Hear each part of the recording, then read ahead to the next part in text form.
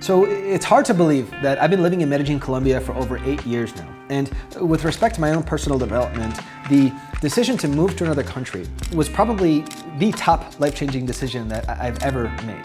And as I'll explain in this video, I think that especially if you're a young person or just at a point in your life where you feel like you don't quite have things figured out as much as you'd like to, and you're still not quite sure about yourself and your place within the world, or if you're someone who wants to completely reinvent yourself like I did, then moving to another country is probably one of the best life-changing decisions that you could hope to make as well. So let's begin.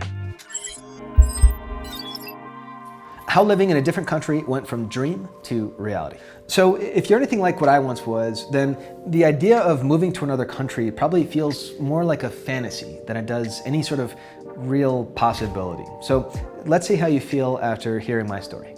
So I grew up in Long Island, New York, and the idea of ever leaving, let alone moving to a different country, had either never crossed my mind or just seemed so utterly preposterous that I never really considered it. That was just something that other people did. Virtually everything I do now is stuff that I used to think that only other people could do.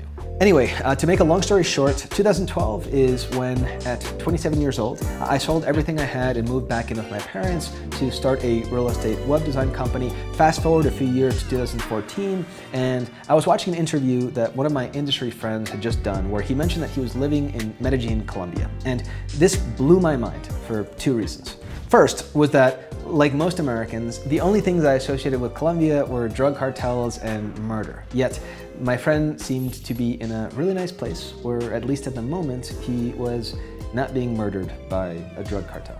Now, the second reason that this interview blew my mind was that for the first time since I had started an online business, it occurred to me that I didn't have to live in New York, that I could actually just live anywhere I wanted to. So with my curiosity piqued, I reached out to my friend, and that conversation ended with an invitation to join a private online forum consisting mostly of location-independent entrepreneurs who were living and traveling all over the world. So suddenly I was now talking to these other people, and as it turns out, they were just like me.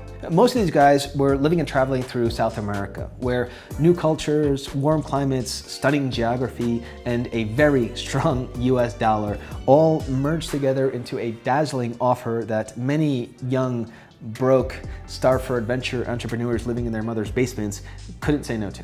The reality is that if you make money online, you too are location independent, and you can technically live anywhere that will give you a visa, which is most places. Now, you may be thinking that this is all a very expensive proposition, but if that's the case, I think you'd really be surprised at just how many amazing, affordable places there are in the world. In addition to South America, there are places like Thailand, Bali, Vietnam, Spain, and most of Eastern Europe. These are all hotbeds for location-independent entrepreneurs because they're extremely affordable while still having a very high quality of life. So once you have an idea of where you want to live, you can easily find online communities, either forums or Facebook groups of foreign entrepreneurs or expats who are already living in those areas where you can ask them questions and make friends. So that's exactly how I was able to find my first home here in Medellin. It was a small room in a big apartment where I lived with 4 other entrepreneurs for about $150 a month. So not only was I paying about 10 times less what it would have cost me to rent an apartment in New York, but I was now spending entire days working at a kitchen table with other like-minded young entrepreneurs who I was able to ask questions, talk strategy, and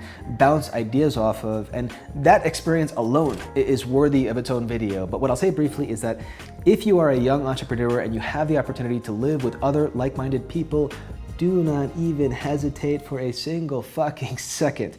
Do it. Why you should move and not just travel. So despite the title of this section, I actually highly recommend traveling a bit before you decide to move somewhere, because traveling will teach you a lot about who you are.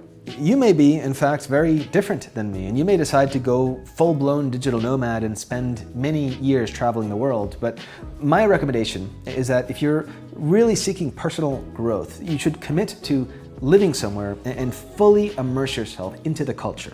Let me explain. So when I first arrived in Medellin back in May of 2014, I was now 29 years old. My plan was to travel all throughout South America while I simultaneously grew the fuck out of my business. I had planned to blog about these experiences on a domain that I bought, thetravelingsuit.com, where I spent almost $1,000 that I didn't have to get a logo design that would actually change depending on what country I was in. Here's what actually happened. So after a few months in Medellin, I spent another 6 months in Mexico, where I spent time living with amazing entrepreneurs in El Rosario and Valle de Bravo, and then finally a few months living alone in Mexico City. And so at the end of all of this, I learned two things. The first was that if I was really going to grow my business the way that I wanted to, I couldn't be traveling like this. I needed routines and systems and lots of other things that are very difficult to set up when you're living out of a suitcase and moving around every couple of months. Now, the second thing I learned was that even though I was meeting amazing people and having amazing experiences, I still felt like I was missing out on the experience of true immersion. I didn't want to just keep floating in and out of these digital entrepreneur bubbles. I wanted something that was now deeper. I wanted to visit small pueblos and local attractions and not feel like my time was limited. To learn the history and the culture inside and out. To go from broken Spanish to fluent Spanish. To learn to move like the salseros that I saw at dance clubs. I wanted to be able to walk down the street and just blend in.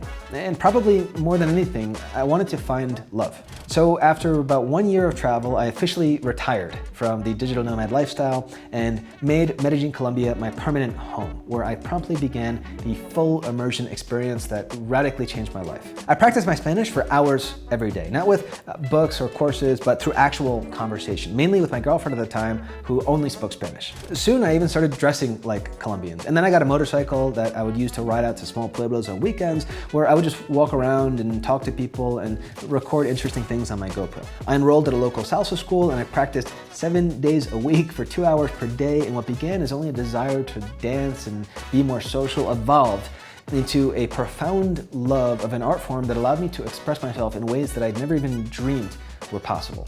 Speaking of dreams, back when I was still living with my parents and just dreaming about what it would be like to live in South America, I started having this recurring fantasy where I'd be somewhere in South America at a random bar with a beautiful Latin girl. I'd order us a couple of mojitos in my fluent Spanish, and then we'd hit the dance floor and blow everyone away with our amazing salsa.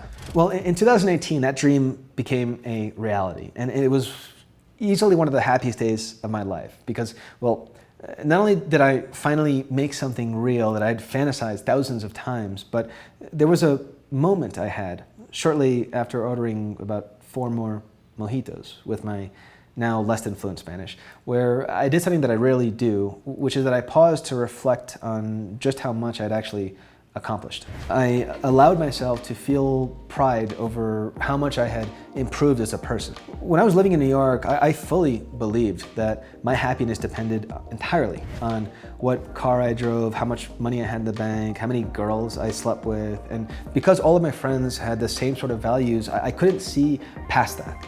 Moving to Colombia and fully immersing myself into a culture that was so radically different from the one I grew up in gave me a context, the context that I needed to be able to see clearly all of my beliefs and values, not just see them, but the power to change them. People here have so much less, and yet they are so much happier and more generous than people where I'm from. I credit this for helping me to derive less of my value from material things and more of my value from how much I'm able to help others. Who knows how much more money I could have made if I just focused the last 4 years entirely on my business instead of directing so much of my time, energy, and resources towards making these videos. But when I get messages from you guys, and it's thousands of messages at this point, saying that I've positively impacted your life, or when you come up to me in person. The other day I was at a mall and some young kid came up to me and started telling me all this stuff he was going through, and it felt like I was literally talking to my younger self. And so for him to tell me that my videos were helping him, which is literally why I do all of this, to help the younger version of myself, there's no price that you could put on that.